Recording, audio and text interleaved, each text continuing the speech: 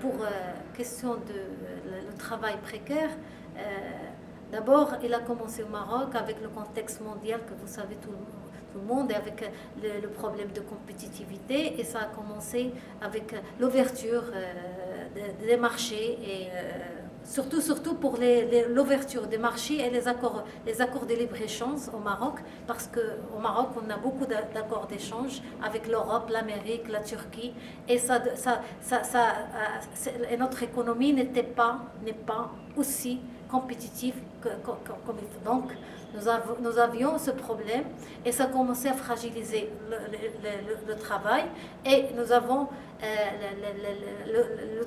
le travail précaire domine et touche beaucoup de secteurs, surtout le secteur textile et même dans d'autres secteurs de l'industrie. Ça a commencé après 2004. Et pour nous, c'était une année où on a adopté la législation du travail. La législation du travail qui assure un travail décent, mais malheureusement, n'est pas été respectée, et les autorités n'ont pas pu n'ont pas les moyens, mais même la volonté pour appliquer ce loi, surtout que beaucoup des employeurs n'ont pas été d'accord pour ce code de travail. Donc maintenant, nous avons ce fléau et ça commence à augmenter, et ça a touché presque, on dit nous ici, c'est l'informel qui touche presque 40% de notre économie. Nous travaillons ensemble d'abord par éduquer les travailleurs, surtout les travailleuses. Nous avons chaque syndicat, nous avons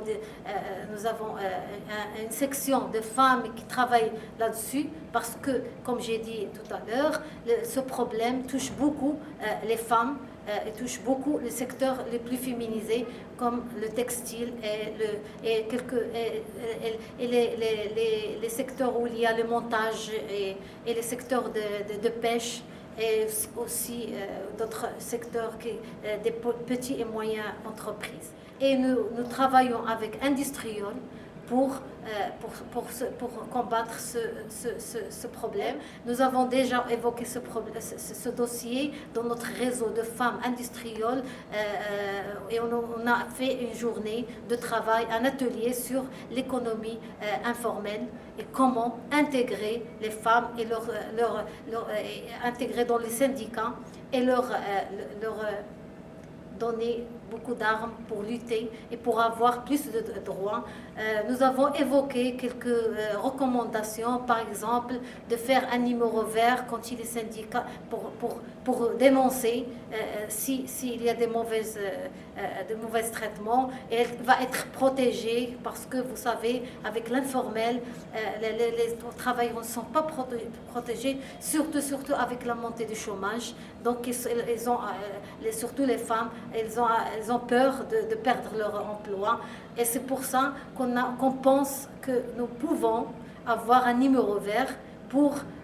que les travailleurs, les travailleuses dénoncent ce genre de travail, et on peut les défendre sans qu'ils atteignent à leur sécurité d'emploi. Et je crois que devons, nous, les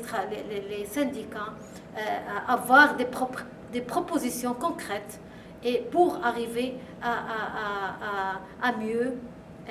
défendre ce problème.